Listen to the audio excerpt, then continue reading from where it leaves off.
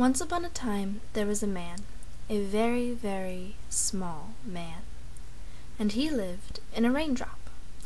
He spent his days lying around living the good life, and this made Wheatzilo very, very angry.